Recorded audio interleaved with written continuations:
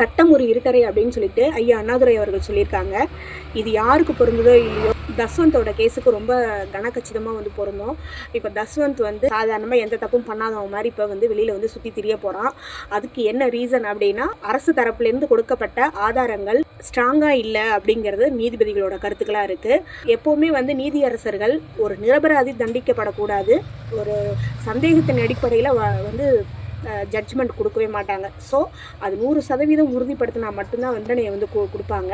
எப்படினாலும் இருக்கிற ஆதாரத்தெல்லாம் வந்து உறுதிப்படுத்தி தான் அவனுக்கு வந்து மரண தண்டனையும் 47 ஆண்டுகள் வந்து சிறை தண்டனையும் வந்து மகிழா நீதிமன்றத்தில் வந்து கொடுத்துருந்தாங்க. அந்த மரண தண்டனையை எதிர்த்து தான் வந்து இந்த தஸ்வந்த் உச்சநீதிமன்றத்தில் மேல்முறையீடு பண்ணியிருந்தாப்புல. அப்போ அங்கே இருக்கிற உச்சநீதிமன்ற நீதிபதிகள்லாம் ரொம்ப மன வருத்தப்பட்டாங்க. எப்படின்னா, குற்றம் சாட்டப்பட்ட குற்றவாளிக்கு எதிராக கொடுத்த ஆதாரங்கள்லாம் வந்து வலுவானதாக இல்லை அப்படின்னு சொல்லி நீதிபதிகள் வந்து சொல்லியிருக்காங்க. குற்றப்பத்திரிக்கையே வந்து ஒரு 3 மாதத்தில் தாக்கல் பண்ண வேண்டிய குற்றப்பத்திரிகை கிட்டத்தட்ட பிப்ரவரி மாதத்தில் இந்த கேஸ் வந்து நடக்குது. ஆகஸ்ட் மாதத்தில் தான் வந்து குற்றப்பத்திரிகையை வந்து தாக்கல் பண்ணியிருக்காங்க. ஆதாரங்களுமே வந்து ரொம்ப லேட்டாக கலெக்ட் பண்ணியிருக்காங்க. அவனோட பிளட் சாம்பிள்ஸுமே அப்படி தான் வந்து உடனே கலெக்ட் பண்ணாமல் ரொம்ப லேட்டாக கலெக்ட் பண்ணியிருக்காங்க அப்படிங்கிற மாதிரி நீதிபதிகள் சொல்லியிருக்காங்க. காவல்துறையோட மெத்தனத்தன்மையான போக்கை தான் வந்து நீதிபதிகள் வந்து சுட்டி காமிச்சிருக்காங்க. ஸோ அவனுக்கு வந்து ஏற்கனவே அவன் ஜாமீனில் வந்து அவங்க அம்மாவை வந்து ஜாமீன் வந்து அவனுக்கு கிடைச்சதே எப்படின்னா, காவல்துறையால் லேட்டாக வந்து குற்றப்பத்திரிகை தாக்கல் பண்ணதை சுட்டி காட்டி தான் வந்து அவனுக்கு ஜாமீனே கிடச்சிது. ஸோ அப்படி இருக்கும் பட்சத்தில் அதே குற்றப்பத்திரிகை லேட்டாக தாக்கல் பண்ணது, சாம்பிள்ஸில் எல்லாமே லேட்டாக ரெடி பண்ணது, இந்த காவல்துறையோட அலட்சிய போக்கு தான் இப்போது தஸ்வந்த் மாதிரியான குற்றவாளிகள் தப்பிக்கிறதுக்கு உறுதுணையாக நின்று இருக்கு. ஸோ இதில் வந்து நீதியரசர்களை விமர்சிக்கிறதுக்கு ஒன்றுமே கிடையாது. ஸோ இப்போ நம்ம தமிழக அரசு வந்து மேல்முறையீடு பண்ணணும், திரும்பவும் எடுத்து நடத்துறதுக்கான வழிகளை வந்து தமிழக அரசு கண்டிப்பாக வந்து ஏற்படுத்தணும். ஏன்னா இவனை மாதிரியான ஆட்கள்லாம் வந்து சொசைட்டியில் நடமாடினாங்கன்னா எப்படி லேடிஸ் எல்லாம் வந்து நிம்மதியாக வெளியில் போவாங்க வருவாங்க. ஸோ இவன் வந்து ஒரு மனுஷனே கிடையாது, பெத்ததா பண்ண ஒரு சைக்கோன்னு சொல்கிறத விட இவன் ஒரு மனுஷ தன்மையே இல்லாதவன். அதெல்லாம் வந்து நாட்டில் நடக்க விட்டால் மற்ற பெண்களுக்கு வந்து பாதுகாப்பே இருக்காது. இதை மனசில் வச்சு தமிழக அரசு கண்டிப்பாக வந்து மேல்முறையீடு பண்ணணும். அப்போ தான் வந்து பொதுமக்களுக்கு வந்து கொஞ்சம் நிம்மதியாக இருக்கும். பிள்ளைங்க தப்பு பண்ணுறாங்க அப்படின்னா கண்டிப்பாக வந்து நம்ம வந்து தண்டனை வாங்கி கொடுக்கணும். ஸோ தஸ்வந்த் அப்போ வந்து அந்த கேஸில் வந்து பிழை சாட்சியாக மாறினதுனால தான் வந்து தஸ்வந்த் ஆல்ரெடி வந்து அதுலேருந்து ரிலீஸ் ஆகியிருந்தார். இப்போ ஜட்ஜுமே வந்து என்ன சொல்லியிருந்தாங்கன்னா, இவனுக்கு வேறு கேஸ் இவன் மேலே எதுவுமே இல்லை அப்படின்னா நீங்கள் விடுதலை பண்ணிடலாம் அப்படின்னு சொல்லியிருக்காரு. அவன் மேலே ஏற்கனவே இருந்த கேஸில் அவங்க அப்பா சாட்சி மாறினதுனால அந்த கேஸுமே ஒன்றும் இல்லாமல் போயிடுச்சு. அரசர்கள் ஜட்ஜ்மெண்ட் கொடுத்துட்டாங்கன்னா அப்போ அந்த பாப்பாவை 7 வயசு சிறுமி யார், அவங்க அம்மாவை யார், இதுக்கெல்லாம் வந்து நமக்கு விடை தெரியணும் இல்லையா? ஸோ இது திரும்ப மேல்முறையீடு பண்ணால் தான் வந்து தமிழக அரசு சார்பில் மேல்முறையீடு பண்ணி திரும்பவும் அவங்க கொடுத்த தஸ்வந்துக்கு எதிராக அரசு தரப்பில் கொடுத்த எவிடன்ஸ் எல்லாம் ஸ்ட்ராங் பண்ணி கொடுத்தா தான் வந்து தஸ்வந்துக்கு திரும்பவும் வந்து தண்டனை வாங்கி கொடுக்கலாம். தஸ்வந்தையும் ரிலீஸ் பண்ணுறாங்க அப்படிங்கும்போது இப்போ அவங்க அந்த பொண்ணோட பேரண்ட்ஸ் வந்து எவ்வளோ கஷ்டப்படுவாங்க சொல்லுங்கள். தஸ்வந்தை வந்து அவங்க அப்பா காப்பாற்றினாலும் இப்போ ஏதோ ஒரு விஷயத்துக்காக பெத்த தாயை பெத்த அப்பாவை ன்றது என்ன நிச்சயம் சொல்லுங்கள்? கண்டிப்பாக ஏதாவது ஒரு பிரச்சனை வந்தது அப்படின்னா, ஏன்னா இவன் வந்து ஏற்கனவே வந்து போதைக்கு அடிமையானவன் தான், குடி கஞ்சா அப்படின்னு இருக்கிறவன்.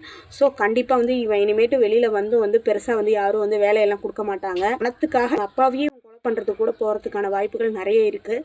ஸோ கொல்லி போடுறதுக்கு புள்ள வேணும் அப்படின்ற மாதிரி இவர் காப்பாற்றிருந்தாலும் இவர் நிலைமையே இப்போ வந்து கேள்விக்குறியாக தான் இருக்குது. பெற்றவங்களுக்கே வந்து ஒரு அச்சுறுத்தலாக இருக்கிற பையன் சொசைட்டிக்கு வந்து எப்படி ஒரு நல்ல பிள்ளையாக இருப்பான்னு சொல்லுங்கள். இந்த கேஸை எடுத்து விசாரித்த காவல்துறையினர் 100% நீதிபதிக்கு வந்து சந்தேகமே வர முடியாத அளவுக்கு ஆதாரங்களை கொடுத்தா மட்டும்தான் வந்து குற்றவாளிகளுக்கு ஒரு நல்ல தண்டனையை வந்து வாங்கி தர முடியும். ஸோ இவங்க அசால்ட்டாக இருக்க போக இப்போ தஸ்வந்த் வந்து வெளியில் வர போகிறான். ஸோ ஒரு பாமர மக்களுக்கு வந்து ஒரு நம்பிக்கையாக இருக்கிறது வந்து காவல்துறையும் நீதித்துறையும் தான். இவங்களாம் வந்து எல்லா கேஸையுமே வந்து ஒரு சின்சியராக எடுத்து பண்ணாங்கனாலே இந்த மாதிரி பிரச்சனைகள்லாம் வராமல் இருக்கும். சிசிடிவி காட்சிகள்லாம் வந்து கைப்பற்றிருந்தாங்க இல்லைங்களா, அதெல்லாம் வந்து கரெக்டாக ப்ராப்பராக வந்து சப்மிட் பண்ணலை. ஸோ சிசிடிவியில் இருக்கிறது தஸ்வந்த் இல்லை அப்படின்னு எதிர்த்தரப்பு வந்து வாதிடுறாங்க. தஸ்வந்த் தரப்பு வந்து சொல்கிறாங்க அப்படின்னா இது தஸ்வந்த் தான் அப்படின்னு வந்து அரசு தரப்புலேருந்து நிரூபிக்கவே இல்லை. ஜட்ஜஸே வந்து சொல்கிறாங்க தஸ்வந்தை விடுறது வந்து சொசைட்டிக்கு வந்து அச்சுறுத்தல் தான், ஆனால் எங்களால் யூகத்தின் அடிப்படையில் எப்படி கொடுக்க முடியும்.